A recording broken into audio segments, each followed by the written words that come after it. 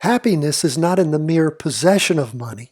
It lies in the joy of achievement, in the thrill of creative effort. Franklin D. Roosevelt.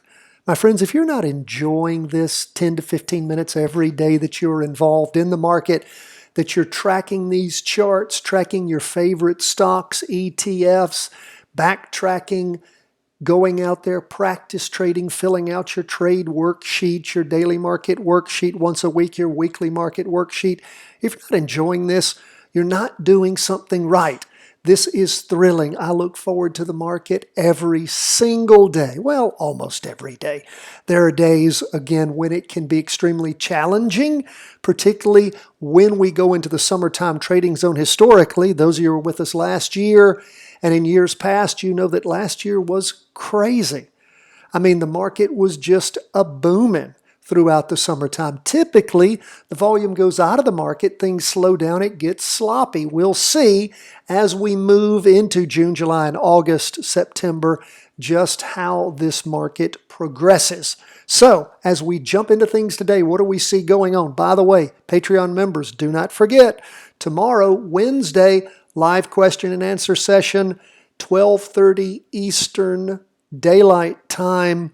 You should already have, and I'll send it out again, the invite so that you have the code to get into the live Q&A. If you can't join us, then of course we always endeavor to record that and to email it out to you at the address we have on file. Let's jump into these charts. Everything down for the day. When I say everything, I mean everything. From the S&P to the Nasdaq 100, 20-year bonds, gold, and Bitcoin. Let's first jump into the S&P 500. All things being equal, the market tends to move in the direction of the largest chart. And of course, our prime indicator that we use, the number one, is the price percent oscillator, which is a percentage version of the MACD, the moving average convergence divergence indicator. What do we see going on? Price percent oscillator slowly pulling away from the red signal line. But wait, Tom, we have a green up candle forming. Yes, that's a Heikin-Ashi candlestick. Those are formulated differently. They show us average pace.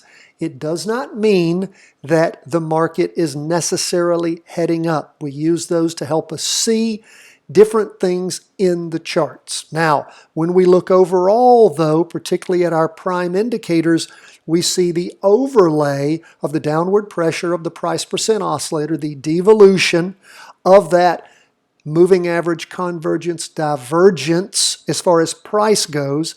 And of course, we see the derivative oscillator losing momentum. What's the derivative oscillator? It's a triple smooth version of the relative strength index. It is a leading indicator versus the price percent oscillator, which is a lagging indicator. That's why we use both of these in conjunction. Now, the one thing that has disturbed us the whole time is that the derivative oscillator has yet to go negative. We like to see, like we saw back at the last crossing going up, the last weekly vertical crossover, the price percent oscillator and derivative oscillator crossing at the same time. Makes us feel better when that occurs. That has not happened here with this latest weekly vertical crossover back on the week ending the 21st of May. So again, we're continuing to watch, pay attention as this market struggles coming into the summertime trading zone. That was just a small down day, 0.09%. So not even 0.1%, but it did start off with some weakness. We look at the 2-day chart, and again, we can see on the Heikin-Ashi candlestick where it's trying to push itself up higher. Price percent oscillator about flat. Derivative oscillator losing downward momentum. Now, this is a smaller picture than the weekly. Okay, so as we look at things, we can see this first day of the latest 2-day candle. So we'll continue to pay attention and see where that goes. It hasn't had enough energy to cross over yet. So we'll see as the week moves on what happens. As we look at the half day, now we go to an even smaller chart. That is a quarter the size of the 2-day. What do we see going on the 195-minute chart? We see where things popped up a little in the morning and then pulled over, pushing through the half-day trend line in the afternoon. Hasn't crossed over going down on the price percent oscillator, but that derivative oscillator devolving and price percent oscillator heading down. We'll see as the week progresses. This is a shortened trading week because, of course, it's already Tuesday. And you know what? Again, I'm going to have to make sure I keep that in mind as we move throughout. Sometimes on these charts, we might see actually this 2-day candle being only a 1-day candle. We'll watch and see what happens tomorrow. If it flips over and this 2-day, which should have been Tuesday, Wednesday, it could just start over tomorrow. So we'll watch. Not going to worry too much about that. But pay close attention to what's going on this half-day chart. Not that it's going to lead not that it's going to direct anything, but it can lead us toward this market devolving and moving down. So we'll watch. We'll see as things move along. But the overall pressure still downward thanks to the price percent oscillator. Now, the Nasdaq 100 down more, but not a lot, 0.33, so about 1/3%. And of course, we can see we've not reached a higher high so far. Price percent oscillator still tracking down. Derivative oscillator gaining downward momentum. It went negative, of course, back 2 weeks ago on the week ending the 21st, but it didn't cross over when we saw things cross over going down back on the 7th. That's when we had our weekly vertical crossover, the 7th of May. 2 weeks of down movement, and then going into, we'll see how this week progresses. We go from the 2-day from the half-day, from the weekly to the 2-day before we get to the half-day. What do we see going on here? Well, it's interesting. Price percent oscillators green, derivative oscillators green, price percent oscillator laminated right on that line. We'll see when this finishes drawing just what it does. A red open box spinning top. That's a slowdown in the up movement. So we'll see what happens on the cues here and just what we learn as that candle closes and as the new one starts. If we have a bounce off, look at the half day as it penetrated in the morning and then further down in the afternoon. The half-day trend line, no matter how you might try to draw that line, it was penetrated. So we'll see what happens on Wednesday if we have a crossover there too on that half-day chart going down. So that's where we are on our 2 stock indexes. Let's now move on to bonds. Bonds down not much, 0.17%. And how do we see bonds going? Well, price percent oscillator trying to pull away from the red signal line. Derivative oscillator still green.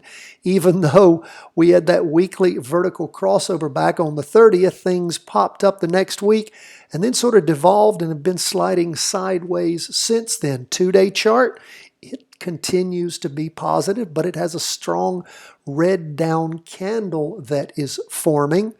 And again, it penetrated the 2-day trend line, not much of a 2-day trend line. There we go. When we attach it to something, it wasn't attached there before. But again, penetrating that, still positive on the price percent oscillator, about flat. Derivative oscillator gaining momentum.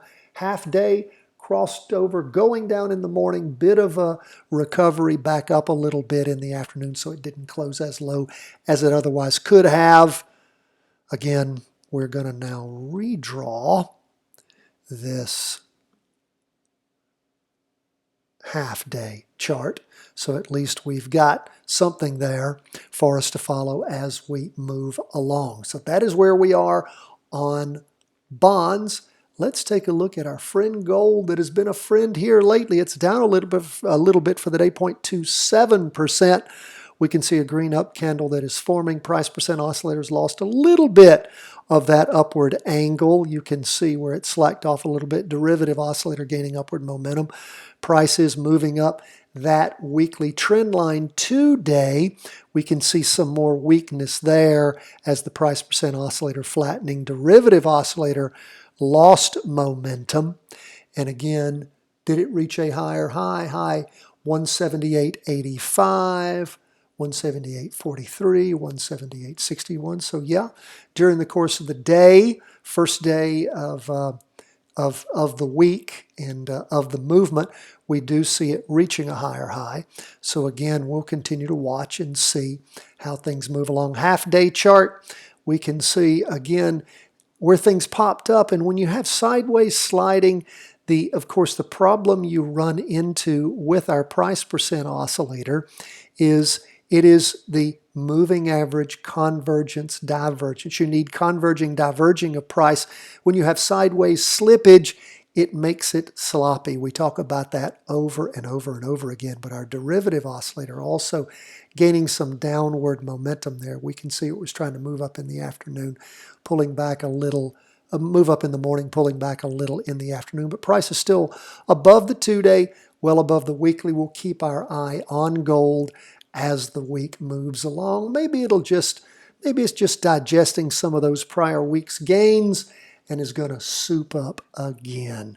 That is where we are on gold. Lastly, we go to Bitcoin. Bitcoin down for the day, 0.19%. Oh, in case I didn't mention it, gold down 0.27%.